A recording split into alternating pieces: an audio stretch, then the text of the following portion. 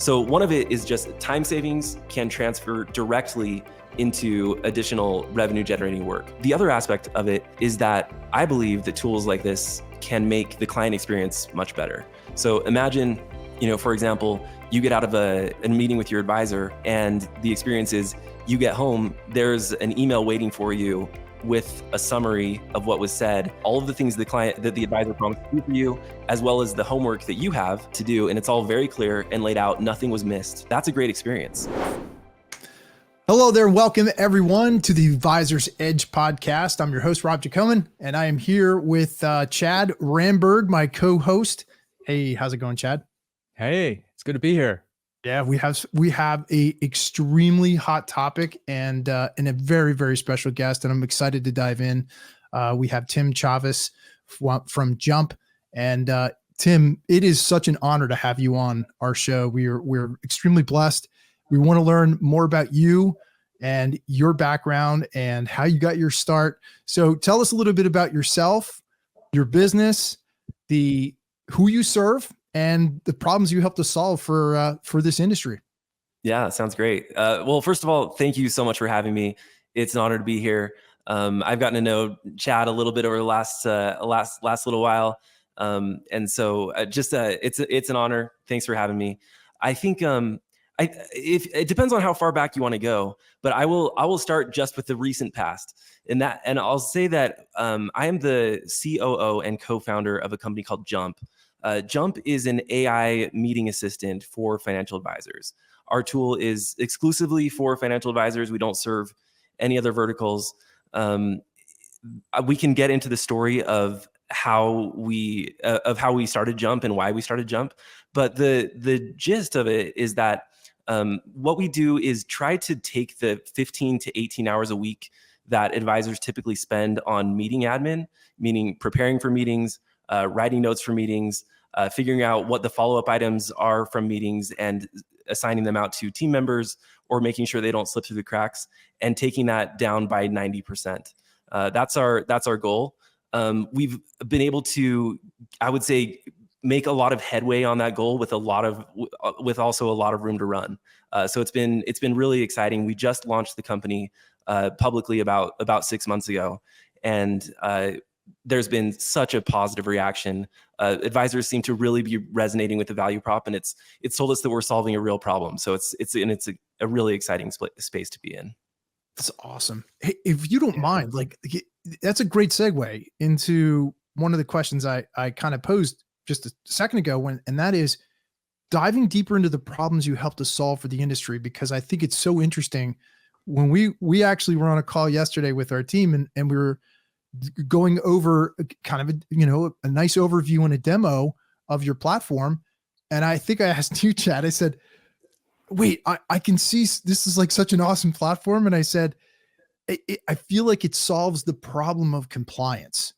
And Chad's like, that's not the only thing it solves. Trust me, this thing's like super on fire. It's like on steroids. So tell us a little bit about that part, if you don't mind, Tim. Yeah, for sure. So I will say, I think there are major benefits to using Jump from a compliance standpoint. That's not how we got into it, though. When we got into it, we were focused firstly on the efficiency aspect and letting financial advisors do what they do best, which is being in relationship with their clients, understanding their deepest goals, wants, and needs, and helping them achieve that and leave a legacy. And for instance, I have a financial advisor. His firm has done very well, and I think he could quit working at any time, but he's said to me many times, I love what I do so much. I love these relationships and these interactions that I'm going to do this for the rest of my life. And I think, and of the many financial advisors that we've talked to, so many have shared that same sentiment with me. Like, I love meeting with clients. We hear that over and over.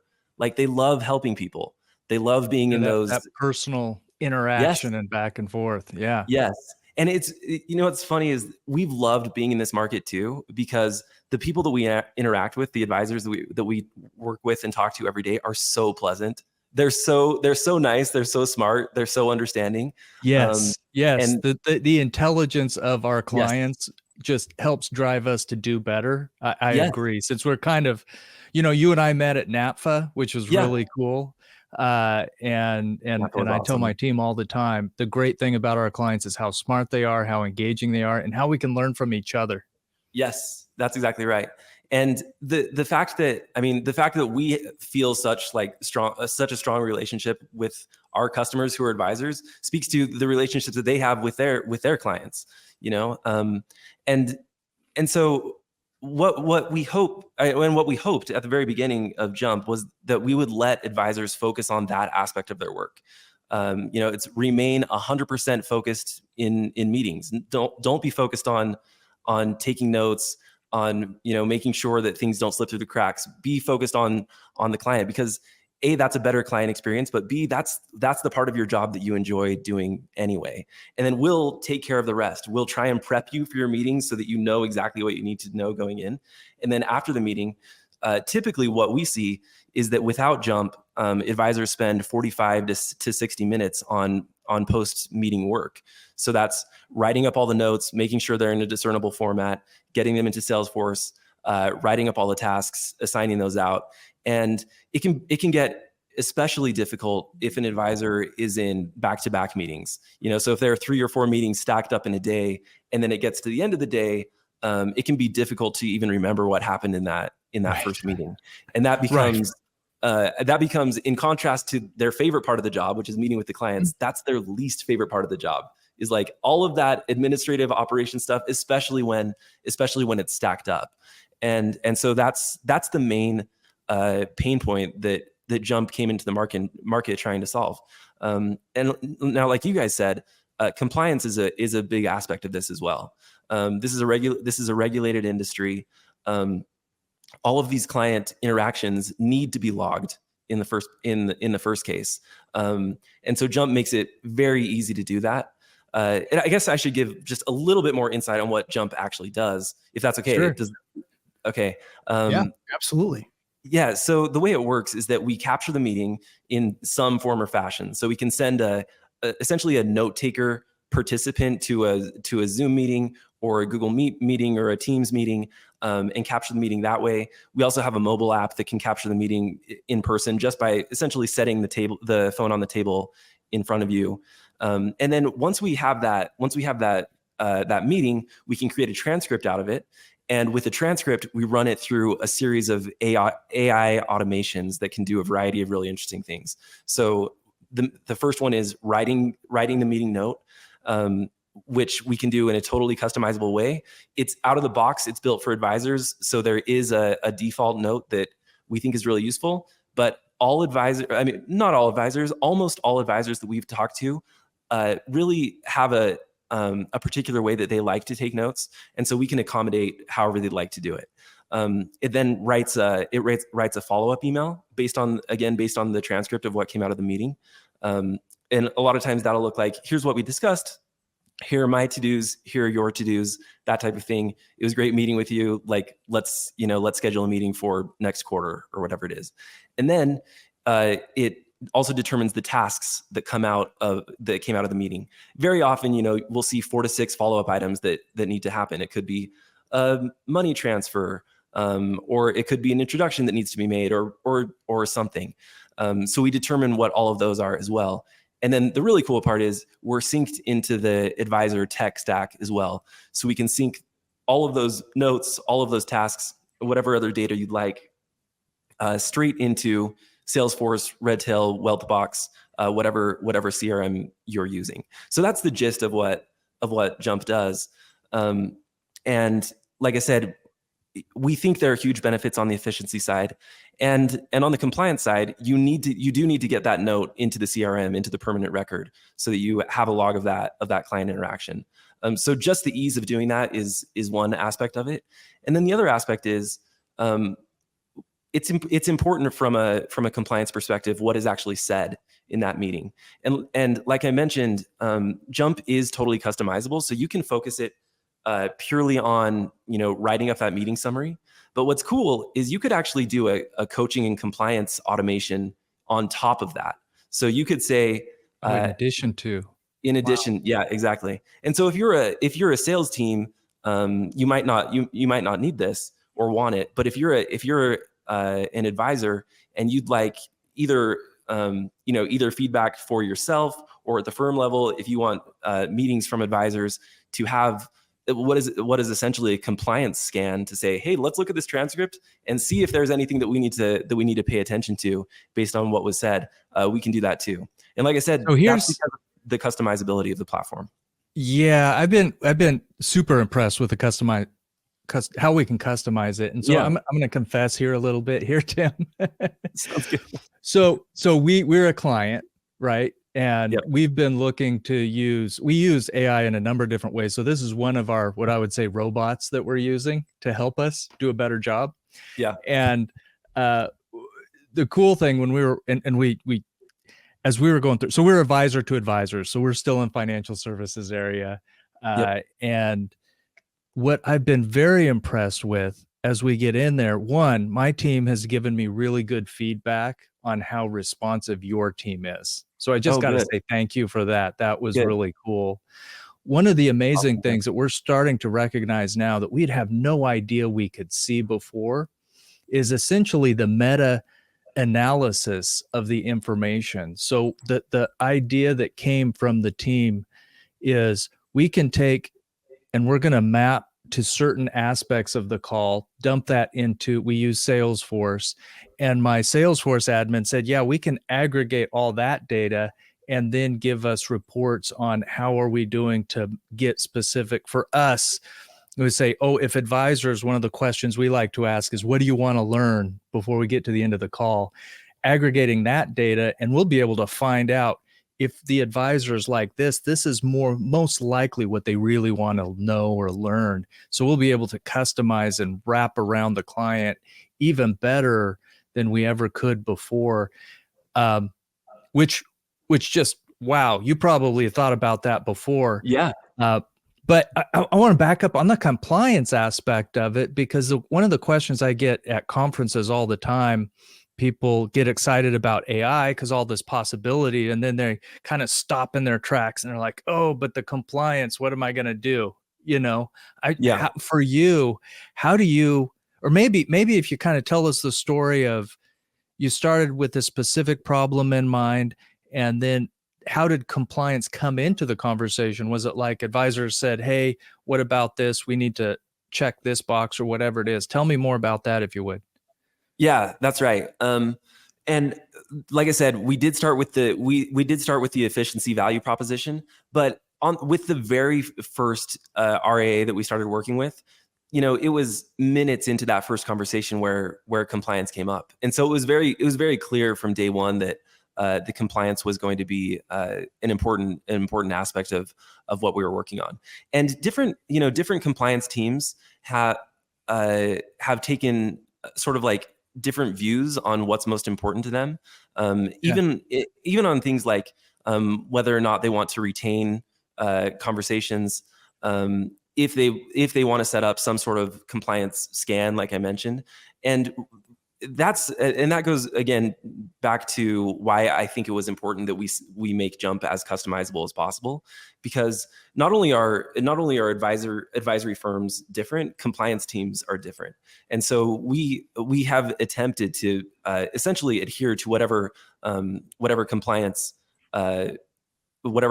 policies have been put in place by compliance teams, and we now have I'll just say many customers, and none of them look exactly alike, and so that's a funny thing.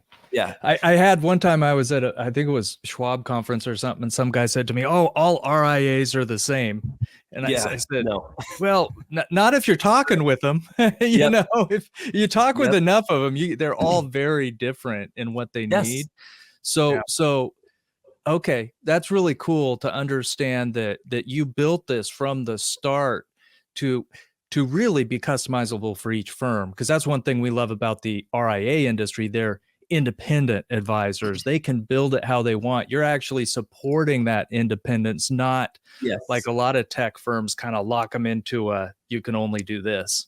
Yes, that's exactly right. And what was interesting too is when we first started bringing customers to the platform, especially with CRM setups like with Salesforce, those can look very, very different from each other. And again, it comes down to what are the needs of the firm and how have the experts within the firm, we were talking about the compliance team. In this case, it might be an ops team. How have they set up that CRM in a way that works best for them? And we had a recognition, I think, fairly early on that we would need to accommodate, not dictate what is best for the firm, but accommodate what has already been decided is best for the firm. So we actually use Jump for our own internal sales process. I think I mentioned this to you, Chad. Yeah. And it's made our own Salesforce so much more clean and up to date than it ever could have been. For example, we have a sales framework that we use where we always want a certain set of questions answered, and we have Salesforce fields for the answers to each of those questions. And so when we have a sales call, once we get off the call, we hop into Jump, and there they are. All of those questions have been answered based on the call, and we just click sync into Salesforce, and there it is. Same thing applies, obviously, for a financial advisory firm. It's not just necessarily the note that goes into the CRM. It could be various other financial planning data or whatever it is. Like, what's this person's income? Where do they work? What are their hobbies and interests? Right. The AI can determine all of that based on the conversation and send it right in. Yeah. So you've basically trained the model and helped guide it, and even working with Redtail and the other CRMs. I got a really funny sort of we'll call it a process question. How in the world did you work to set this up in a way that allows you to be so flexible? I mean, that's a feat in and of itself right there. As you're building a company saying, we want to be maximum flexibility when we're helping our clients. That's hard to get over that hump to figure that out. What can you share with me on that? That's a really good question. And I think it comes out of the fact that, so I have two co-founders, Parker and Adam. This was not the first startup for any of us. All of us have done a startup before. And what's interesting about startups, and if you get into sort of like the startup world, like Y Combinator and Paul Graham, those guys that are sort of writing the best content around startups, the general message that you'll get from them is that you don't know yet what you're going to end up building when you start. And so we had a general idea of the direction we wanted to go. But it's really market feedback that's going to determine where you end up, the path that you actually end up on. And so we recognized that was likely going to be the case, and that we would need to build our architecture in an extremely flexible way, so that even if we stayed, if we stayed within the general realm of the area that we were working on, that we would be able to accommodate whatever the use case actually was. And so it was just sort of that, I guess, knowing that we didn't know yet, that really helped us to be as flexible as we are. And I will say too, then there's just a sort of like lucky aspect of that, which is it turned out that it wasn't a single path that we needed to be on. We didn't recognize at the time we would need to be flexible to accommodate all different sorts of scenarios, and that's what it ended up being. Wow. Sorry, go ahead, Rob. No, I think this is fascinating to go down this, because what I'm most fascinated about, Tim, is I'm pretty plugged into the SaaS world and how a lot of these startups, and I'm familiar with all the big players in that space. What I find so fascinating is how you start with an idea, and then you get to the point where you're doing that, product market fit. Exactly what you're talking about is petrifying to a lot of entrepreneurs, because you're like, all right, I have an idea, but then we need to go out to the market and see, we have an idea of the problems to help to solve, but then we've got to build this thing. Right. Yeah. And I think that is the most fascinating part of learning from you. And I think I'm a big YouTube fan. So I'm watching YouTube videos about these startups, and I just love like Starter Story and the Y Combinator and all these really cool stories. I love Dan Martell and SaaS Academy and all those guys. They're doing some amazing stuff. How did you get to the point where you have the idea and then talk about your process for how you determine product market fit? And are you still in that phase of product market fit and constantly iterating your platform? Yeah, that's a great question. We think about product market fit constantly, and especially in the first. So we formed the company formally in January of 2023. So it's been about a year and a half, and almost a little bit more than a year of that was spent just purely building. And to give you guys a little bit more insight into the backstory, at the beginning of 2023, we were not yet building exclusively for financial advisors. We were building a generic AI CRM updater. And so what that meant was anybody could hop on a Zoom call. Our thing would capture the call. It would have an intimate knowledge of what your Salesforce or CRM schema looks like and be able to generate updates. And we imagined that sales teams among other use cases would find this really useful. And when we started talking about it, a little bit publicly, sort of like had a alpha beta type of product, an RAA reached out to us and said, hey, this AI thing could actually really, really help us. And we said, oh, now that is an interesting use case. As it happened, so my co-founder Parker had been in AI and data companies. My co-founder Adam and I had both been in fintech before and had an affinity for being in financial technology and financial services. And so we took that really, really seriously, and started talking to dozens of RAAs and found that the resonance for what we were offering was stronger than with any other vertical that we had talked to. And it just seemed like their pain point, and I think you guys touched on this, but like the pain point around efficiency was big and the pain point around compliance was also really big. And something about the fusion of those two made it potentially into a special opportunity. And in terms of like determining whether or not we had product market fit, I have heard one definition that has stuck with me, and I think it comes from Jason Lemkin, who is the founder of SaaStr and writes a ton of really good content on SaaS. And he's said something like, when you have leads coming in and you have no idea how you're getting them, you probably have product market fit. And that and that is actually what happened to us. And I think when the three of us looked at each other and said, okay, I think we have product market fit. Like we set up the website, we have the demo page, request a demo, and and it's hooked up to our Slack instance. So we see, when it comes through, and this thing starts dinging, it's like, okay, there's something here. That's awesome.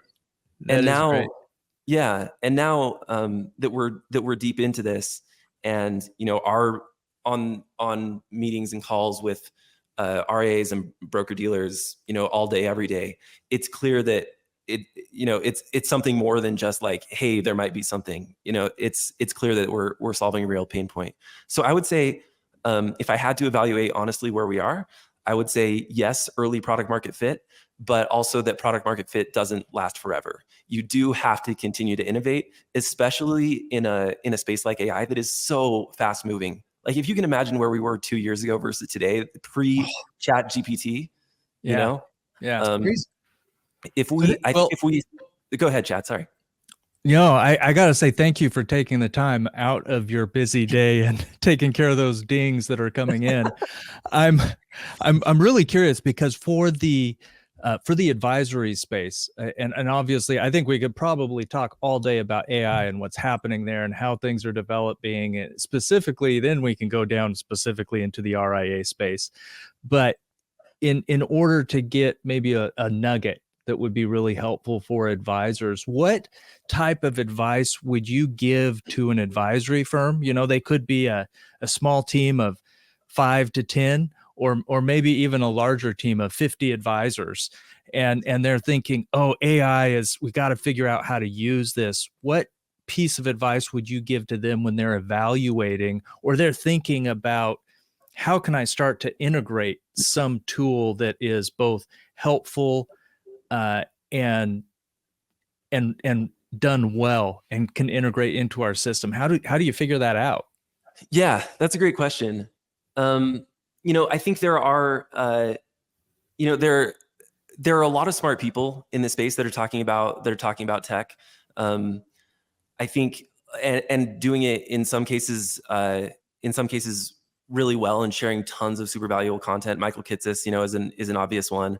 I think going to industry conferences like NAPFA, where we met Chad, are great educational opportunities in terms of what's the latest. My co-founder Parker Entz spoke at NAPFA last time. I think when was this, in May, I think, and gave a session that had CE credits all about AI. It was not a Jump sales pitch, so I think there are things that you can do to stay up to date. And I also think even once you adopt technology, a lot of these platforms, the CRM platforms, the financial planning platforms, are very, very powerful, and some of their features go wildly underutilized. For example, and we see like a broad swath of advisory firms. For example, CRMs like Wealthbox and Redtail, they have task management features, but they also have workflow features where you can essentially kick off a workflow with predefined tasks that really help you automate sort of your internal systems. And some advisors that we see are using tasks, and that's great. But others have set up dozens, in some cases, many dozens of workflows that define exactly what needs to happen in so many different scenarios. And those are the firms that seem to, just as an example, that are using technology to its fullest extent, that have taken the time to learn how the technology works and what features it has available, that are really able to improve their own internal workflows and processes to the point where they're much, much more streamlined. Workflows. Sorry, go ahead, Chad. Yeah. So what I hear you saying, I want to make sure I'm hearing it properly, is when you find the right, let's say, AI fit tool, whatever that is, it's actually going to help you utilize the tools you already have in place more completely. Maybe uncover a feature that you didn't know was there, or just couldn't figure out how to use well. Yes, I think that's one part of it. And as an example, Jump, Jump does kick off tasks based on AI. So it says, like, here's the conversation, here are the tasks that would come out of it. But yes, it also can kick off workflows based on its knowledge of the workflows that you've got in Wealthbox or Redtail. So yes, I think adopting AI tools that sync into these other tools in your stack can help you take advantage of them.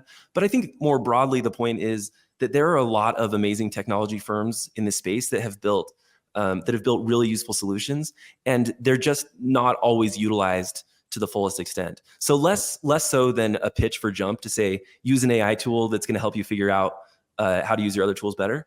Attend to the webinars that those tools are putting on. Dive into the help docs that those tools put out, because there are some really cool things happening in this space. And it does seem to us, based on the swath of advisors that we've talked to, that those who have fully implemented the technology are the ones that seem to be having the most success with their businesses. That's great.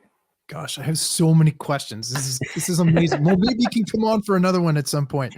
Sure, no problem. Yeah. Tim, I love the whole going down the road of AI and technology, but I'm really interested to hear. I want to go back a little bit to what you talked about I'm a big fan of industry niche specialization. I believe that's the future of the professional services world, both in insurance. Obviously, Chad specializes in working with RIAs in the financial services industry. How did you, first off, give me an idea of what your thoughts are on the importance of really specializing and honing in on a very specific target market so that you can serve that particular market and leverage your tool and your resources and your knowledge and your authority and your experience. How important is that for the growth of your business? Yeah, it's a great, fantastic question. And I apologize in advance if this sounds like a jump pitch, but it's sort of like top of mind for me, obviously. Sure. But it has made a big difference for us. So, for example, there are generic, AI note taker tools in the industry. But if you think about the type of a conversation that we're having right now versus the type of a conversation that a client has with an advisor, those are night and day different conversations. The summary that comes out of it should be very different. And so I really agree with your premise, Rob, that I think these vertical and industry specific tools are going to be the future of software, because it's now possible. It's now possible to build software more quickly than has ever been done, and so entrepreneurs can. Let me think about this. Entrepreneurs have the resources to build to a specific niche, a specific vertical, very, very quickly. Much more quickly than has been done in the past. And so, and the outputs in the case of AI, the outputs look so different. So for that advisor client conversation, the note that comes out of it, the email that comes out of it, the tasks that come out of it, it's going to be wildly different than a generic, business meeting or a podcast conversation or a one-on-one or whatever it is. And so this ability to tailor, I think is super important to actually making the AI useful. If there's, if you're spending as much time editing a generic summary as you would be writing it from scratch, then the vertical solution is going to win every time. And then the other aspect of it, obviously, is integrations. I think at Jump, we try and recognize that we are far from the end all be all of the tech stack. We'd like to be the glue that sort of like that pieces it all together. But at the same time, there's we're working in an existing ecosystem, and generic tools, for instance, are likely never going to integrate with these with the specific industry tools. And so that's the other advantage of working in a specific vertical in a specific industry. You can say these are our people right here. So we've got this list of integrations that we're going to make and piece the whole thing together. So that's powerful. Yeah. It allows you to Great serve. point. I feel like it allows you to serve at such a higher level and deeper level with a very specific industry niche or vertical, as you mentioned. Yeah. And so what I was going to ask you too is, I'm thinking about it as if I was in the shoes of an RIA right now. I'm one of the owners, one of the leaders. How could your platform help me make more money? Yeah, that's a great question. Oh, get to the heart of it, Rob. I'm going right to the jugular, man. I mean, that's on the minds. The reason I asked that question, Tim, is I always come from the premise of, in order to be really valuable, you either have to have a solution that makes me more money, saves me more time, or saves me money. Yep. Those are my three criteria that I look for in even my own services. So I'm going to go right at you with, if I'm running an RIA, how can I leverage Jump to help me get an ROI or make more money? Yep, that makes sense. So you may have heard that the CEO of Morgan Stanley, Ted Pick, Morgan Stanley just announced that they have built an internal tool that actually has a lot of similar features to Jump. It's not quite as robust. It doesn't have as many features, but it does summarize conversations, and it does write recap emails. And what the CEO of Morgan Stanley said was they expect AI to save advisors 10 to 15 hours a week. So if you imagine an advisor working 40 hours, and let's say right now, 25 of that is some sort of revenue generating activity, meaning working with clients, and 10 to 15 that is meaningless admin work.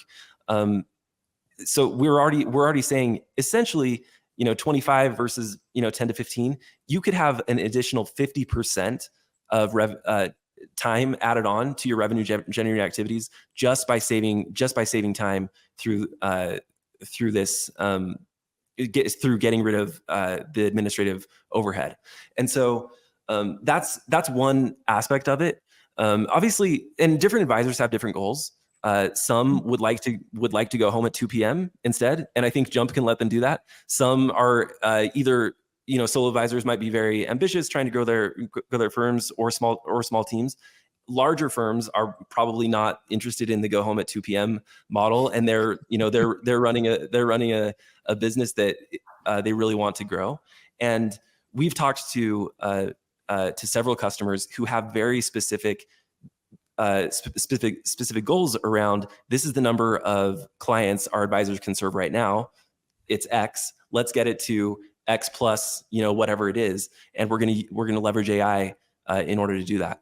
So one of it is just time savings can transfer directly into additional revenue generating work. The other aspect of it is that I believe that tools like this can make the client experience much better. So imagine, for example, you get out of a meeting with your advisor, and the experience is you get home, there's an email waiting for you with a summary of what was said, all of the things that the advisor promised to do for you, as well as the homework that you have to do. And it's all very clear and laid out. Nothing was missed. That's a great experience.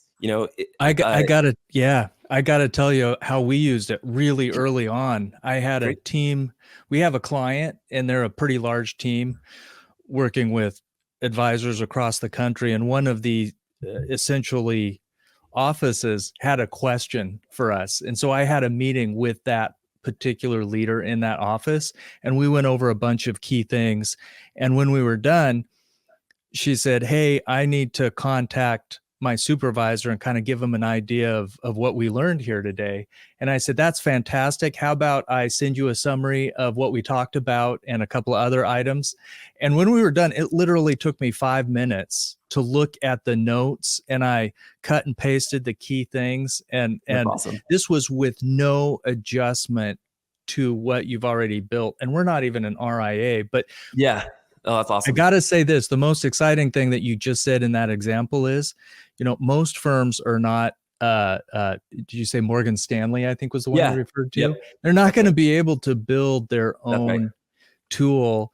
And I just got to say, thank God for Jump, because if it's not for the independent RIA channel being able to be independent and grow and develop, it wouldn't be as much fun. Nothing against the big guys. We love working with those multi-billion-dollar huge firms. Those are fantastic. But those sub-billion can be a heck of a lot of fun, and we're grateful for them every day. Absolutely. Yeah, that totally resonates. And Rob, just to sort of like close the loop on your question. So like, how does this make me more money? A better client experience leads to better client retention. 100%. If it's clear to your clients that you are on top of things, you never let anything slip through the cracks, you're super communicative, they know exactly what you're working on. It's clear that your advisor understands your goals and is helping you achieving them.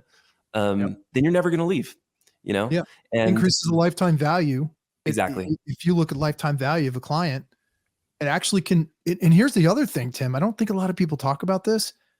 If you have, and you're leveraging these tools and achieving all the things that you just mentioned, look what that does to the actual valuation of your firm. So when you're ready to transition, and let's say it's time and you're like, hey, I'm ready to sell.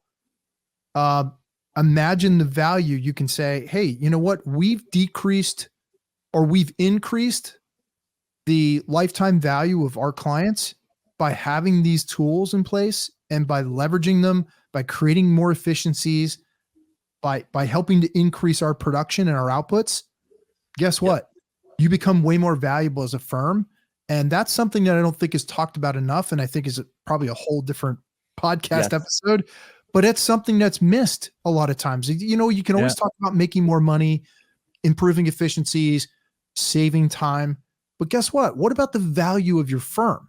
That's also really important, because you're putting all these factors together. It makes you more valuable, in my opinion. You're absolutely right. Yeah, that's a great point. So let's do this, because I want to make sure we've had a great time, Tim. And I want to invite everybody listening to this podcast. If you have questions, get them to Rob or myself. I would love to have Tim back again at another day, especially with some questions from some listeners. That'd be great. But we want to make sure and make sure we don't forget the personal aspect. You know, Jump isn't just a company, but it's also about you, Tim. I would be curious when you're looking back at you're sitting in your rocking chair on the table and you're thinking about how your life went. What are you looking to say, hey, this is the one thing that I've done in my life? That this is what I hope it says. This is what my life's work says to those around me. That's a great question. I'll just tell you guys a quick story. So when I was in business school, we had an entrepreneurial finance class, and we were lucky enough to have Mitt Romney, the Republican nominee for the in 2012 for president, come and guest speak. And so he was in our class with, I think there were 80 or 90 of us there. And I was actually at a time where, so it was my second year in business school. I had interned at Google as a product manager the previous summer. And I was deciding whether to go back to Google full time as a product manager or sort of continue the entrepreneurial career that I had started previously. And it was getting toward the end of the class. And it was question and answer time. And everybody was raising their hand, trying to get their question in. So we had it was last question, literally the last 5 minutes of the class. There's like 60 hands raised. My hand goes up, and I just knew. I was like, I'm going to get this question. So Mitt turns to me and points. And I kind of explained to him the decision I was going through. Is like, how would you think about, not what should I do? Should I go back to Google or start a company? But how would you think about making this decision? And he basically said that he never could have predicted the various twists and turns that his career had taken. But the guiding principle that he always had was, am I working on something really interesting with people that I really like? And that really stuck with me. And I would say being in this industry, working with the team that we have here and with the customers that we have in the advisory space, and working in AI generally, I am meeting both of those parameters in spades. Like, this is something that is so interesting. It's on the very edge of what's possible. And the people that we get to work with every day, like I said, both in the team and with our customer base, are absolutely delightful. It's so fun, And so rather than sort of predetermining what I think I need to have achieved at the end of my life, I'm willing to let that unfold a little bit, as long as I'm working on something that fascinates me and I like the people that I'm doing it with. And that's what it's been so far. Wow. Speechless. Yeah, I know. That's a great way to end the podcast. Tim, thank you. Thank you so much for taking some time out of your clearly busy day. You guys are very kind. It's been my pleasure. You're both pros at this. This has been a lot of fun. Thanks so much for having me. Yeah, Tim, thank you so much. And guys, listen, if you found value in what you learned today and what the whole experience that you had in watching and listening to our podcast, share some love, share it with others who you think you could positively impact in a good way. And we're absolutely honored to have someone like Tim on our show. And Tim, thank you so much for your time. And by the way, how can people learn more about you and how can people reach you? Yeah, totally. LinkedIn is probably the best way. So it's just just search my name, Tim Chaves, Chaves with an S on the end. And then if you want to find out more about Jump, the website's the best way. It's jumpapp.com. But yeah, totally happy to connect with anybody out there. And give the tool a try. We're like I said, I think it's resonating, but we're also always looking for feedback. So please, come in, kick the tires, let us know what we can do better. We're anxious to make it the best tool out there. That's awesome. Wonderful. You are sharp. Thank you so much, Tim. And we'd be honored to have you on again at some point and let us know how the progress has come along. Yeah. Maybe we can talk about that next time, how you guys have grown and made an impact on the industry. And that's what I find fascinating too. All right, Cool. guys. Thank you guys so We'll much. see you again soon. Yeah. Thank you. All right.